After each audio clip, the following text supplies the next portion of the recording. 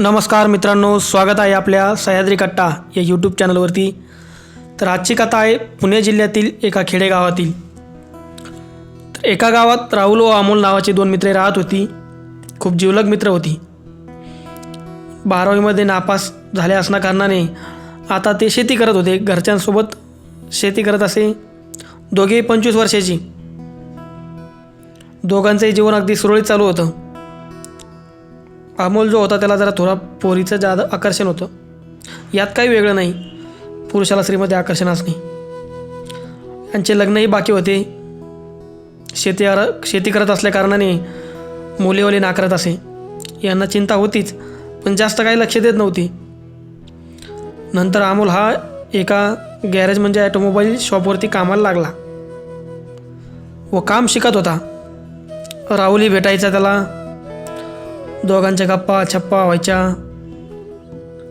पण एक दिवस अमोल शॉपचं सामान व मशीन रिपेअरिंग करायला एका पुणे सिटीमध्ये आपल्या मोठ्या ठिकाणी तो गेला. त्याच्या गावापासून साधारणतः 30 किलोमीटर अंतरावरती पुणे शहर होतं. व राहुलही सोबत गेला. दोघेही गेले. पण आदल्या दिवशी यांचं आता ठरलेलं की उद्या सकाळी जायचं, सकाळी लवकर आवरायचं. आणि हे निघले. रस्त्याने जाता त्यांच्या डोक्यामध्ये विचार आला की आपण का नाही बुधवार पेठेमध्ये जायचं, बुधवार पेठ एकदा बघून यायचं, जर पाहायचं काय असतं काय नाही. व हे दोघेजणी निघाले रस्त्याने. पुण्यात पोहोचले. त्या होलसेल शॉपवरती गेले. तिथे मटेरियल्स दिली व म्हणाले सामान काढून ठेवा व मशीन रिपेअरिंग करून ठेवा, आम्ही 2-3 तासामध्ये येतो व बिल बनवून ठेवा. आता हे तिथून बुधवार पेठकडे निघाले आणि बुधवार पेठमध्ये पोहोचले. ते गल्ल्यामध्ये जाऊ लागले. बाहेरच स्त्रिया उभ्या होत्या, त्यांना खुनू लागल्या. हे जरासे लाजत होते, कारण हे पहिलीच वेळेस त्या ठिकाणी गेलेले होते. मात्र त्यांच्याजवळ जात नव्हते. अमोलचं मन होतं की आपण जावं आणि सेक्स करावा, पण राहुल घाबरत होता. राहुलला भीती वाटत होती कोणी बघायची. ते पूर्ण गल्ली फिरले. पूर्ण एरिया तो त्यांनी कवर केला व बाहेर निघले त्यामधनं व आपल्या होलसेल शॉपवरती आले. तिथून गावाकडे निघाले, घरी आले. पण अमोलच्या डोक्यात मात्र फिट झालं होतं की आता पुढच्या वेळेस आपण पैसे घेऊन जायचं व बुधवार पेठमध्ये जायचं नक्की. आता तो मालक कधी आपल्याला पाठवतो याची वाट पाहत होता. 15 दिवस झाले होते. मालकाने दुसऱ्या मुलाला पाठवलं व अमोलला शॉपवरती काम दिलं. अमोलला तर खूप राग आला होता, पण काय करणार, मालकाचं ऐकावंच लागतं. आता मात्र अमोलला दम निघत नव्हता. 8 दिवस झाले. त्याने मित्राचं लग्न सांगून सुट्टी मारली शेवटी व घरच्यांना सांगितलं मित्राच्या लग्नाला चाललो आहे, यायला उशीर होईल. व मालकाकडून पैसे घेतले. गाडी घेऊन तो निघाला पुणे सिटीमध्ये. एकटाच आला, कोणालाही सोबत आणले नाही व गेला बुधवार पेठमध्ये गेला. पैसे दिले, आतमध्ये गेला, शारीरिक संबंध ठेवले. आणि याची ही पहिलीच पहिलीच वेळेस होती. आता तो सर्व त्यांचं प्रोग्राम आटपून बाहेर आला होता. फ्रेश झाल्यासारखं त्याला थोडं वाटत होतं. आता एक ज्यूस सेंटरमध्ये गेला. मिल्क ज्यूस मागितला आणि ज्यूस घेतला व मित्राच्या रूमवरती आला व जरासा आराम केला. आणि आपल्या गावाकडे तो आपला निघाला. घरी आला, झोपी गेला. सकाळी उठून शॉपवर गेला. त्याचं दररोजचं रुटीन चालू झालं. पण मात्र त्याच्या डोक्यात आता परत जायचा काळ कधी येतो. त्याला तिथली ती आवड निर्माण झाली होती. तिथल्या स्त्रिया पाहून जरा त्याला वाटत होते की आपण आता दुसऱ्या मुलीकडे जावं, जास्त पैसे द्यावे, जास्त पैसे द्यावायची गरज पडली तर देवा आणि आपल्याला तो आनंद घ्यायचा आहे, तो आनंद लुटायचा आहे. आता आपल्याला आपला मालक कधी पाठवतो. पण त्यांनी या गोष्टी कोणाला सांगितल्या नव्हत्या. मी गेलो काय, राहुललाही नाही, कोणत्या मित्रालाही नाही. 8 दिवस झाले. त्याच्या मालकाने त्याला पाठवले शॉपच्या कामासाठीच. तो तर आतून खूप खुश झाला होता आणि बाहेर निघाला व होलसेल शॉपवर गेला. तिथे लिस्ट दिली, सामान काढून ठेवा असं बोलून तो तिकडे निघाला. आतमध्ये मात्र आता तो दुसऱ्या ठिकाणी गेला होता व तिथे त्याने संबंध ठेवले व बाहेर आला आणि होलसेल शॉपवर येऊन थांबला. तिथून सामान घेऊन तो निघाला, गावाकडे आला आणि आपल्या शॉपवरती गेला. असं याचं रुटीन चालू झालं परत. आणि त्याचं हे बुधवार पेठेमध्ये जायचं व प्रत्येक वेळेस वेगवेगळ्या स्त्रियांसोबत संबंध ठेवायचं, मुलींसोबत संबंध ठेवायचा, हे चालू झालं. हे आता 15 दिवसाला, महिन्याला, 8 दिवसाला हा तिकडे जात असे नेहमी. आणि शारीरिक संबंध ठेवताना हा कंडोम पाकिटचा पण वापर करायचा. संबंधावेळेस किसिंग करणे, वेगवेगळ्या प्रकारचा सेक्स करणे. तर त्याला चटक लागली होती. ती सवयला त्याला आता महागात पडणार होती. त्याला त्या गोष्टी केल्याशिवाय करमत नव्हते. 8-15 दिवस झाली की तो जायचा आणि हीच सवय त्याला खूप महागात पडणारी होती हे त्याला माहीत नव्हते. 6 महिने झाले आणि तो आता पूर्णपणे या जाळ्यात अडकला होता.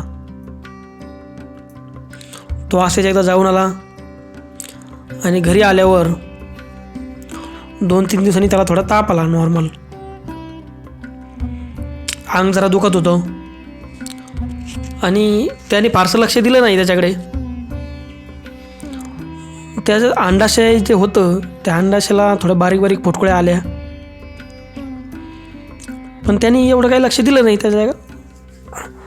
पण फुटकुळ्या जसं वाढू लागल्या ती जागा पूर्णपणे फुटकुळ्यानी अशी हे होऊन गेली आणि त्याच्या शेषनाला पण पूर्ण साईडनी लाल अंग झाला. ते पूर्ण सगळीकडे फुटकुळ्या झाल्या, खाज येत होती. पण आजार नेमका कोणता आता शिकेल नसल्या कारणे त्याला माहीत नव्हतं नेमकी आजार कोणता. आणि अशा ठिकाणी झाला की कोणाला सांगावं त्याचं डोकं काम करत नव्हतं. आता खरं त्याला कळलं की आपण खूप मोठ्या आजारामध्ये अडकलो गेलो आहोत. खूप त्रास व्हायचा, खाज खूप यायची. त्याने डॉक्टरकडून गोळ्या आणल्या पण काही फरक पडत नव्हता. मग तो एका मेडिकलवाल्याकडे गेला आणि म्हणाला, मला थोडं खाज येत आहे, त्या ठिकाणी जरा मला गोळ्या द्या. आता मेडिकलवाल्याला नेमकं माहीत नव्हतं काय झालं आहे. त्याने एक साधारण गचकरण आहे म्हणून असे एक गोळ्या दिल्या. तो गोळ्या घरी घेऊन आला, खाल्ल्या, पण काही फरक पडत नव्हता. त्रास कमी होत नव्हता. त्रास तर दिवसेंदिवस वाढत होता. व मानसिकदृष्ट्या खूप थकत होता, शारीरिकदृष्ट्या खूप घायल झाला होता, खूप थकला होता. आता ते दुःख मात्र वाढत होतं. फुटकुळ्या खूप वाढत होत्या, त्याच्या गाठी तयार होत होत्या, त्या गाठी फुटू लागल्या, त्यामुळे रक्त येऊ लागले. त्यानंतर चालतासुद्धा येणार नाही. म्हणजे इतका परेशान झाला की खूप त्याला चालणंसुद्धा जड झालं. मग त्याला दररोज नवीन अंडरपॅन्ट आणणे, अंडरपॅन्ट बदलणे, ते रक्त बाहेर यायचे त्यामुळे अंडरपॅन्ट खराब व्हायची. मग तो ती अंडरपॅन्ट इकडे बाहेर बदलायचा, फेकून द्यायचा. आता त्याचं खूप मुश्किल झालं होतं जगणं. शेतात येणे, अंडरपॅन्ट बदलणे, चालता येत नव्हतं, घरी सांगता येत नव्हतं. तो थोडासा असा शांत राहायचा. व ती अंडरपॅन्ट तो पन्नीमध्ये टाकायचा व ती लांब कुठेतरी फेकून द्यायचा, नदीमध्ये म्हणा, पुढे एखाद्या जिथं कोणी जाणार नाही त्या ठिकाणी, अशा ठिकाणी तो टाकायचा. पण त्याच्या मित्रांनी त्याला एक दिवस बघितलं. त्याच्यावेळी गेला, म्हणाला की काय होतं त्या पन्नीमध्ये, का फेकलीस तू तिकडे, काय विषय आहे. मग त्याने सर्व हकीकत सांगितली. आता राहुलच्या लक्षात आलं की खूप मोठा आजार हा झालेला आहे, म्हणजे याला गुप्तरोग आता झालेला आहे, याला आपण डॉक्टरकडे घेऊन जाऊ. मग ते दोघं पुण्याच्या ठिकाणी गेले व मोठे MBBS डॉक्टरकडे गेले व पूर्ण हकीकत सांगितली. डॉक्टरांनी त्यांना सांगितलं की तुम्ही आता तिकडे जा आणि काळजी घ्या. आता बुधवार पेठमध्ये जाऊ नका. तुम्ही बुधवार पेठमध्ये जात होता वेगवेगळ्या स्त्रीसोबत सेक्स करत होता. त्यामुळे आता तुम्हाला हा आजाराला बळी पडले आहात तुम्ही. काळजी घ्या. तिकडून दोघे वापस आले, घरी आले.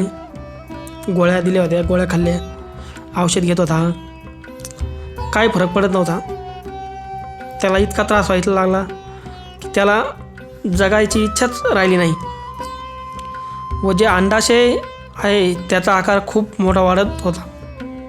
ही गोष्ट आता त्याच्या लक्षात आली होती की आपण बुधवार पेठमध्ये जायचो व प्रत्येक वेळेस स्त्रीसोबत वेगवेगळा संबंध ठेवायचो.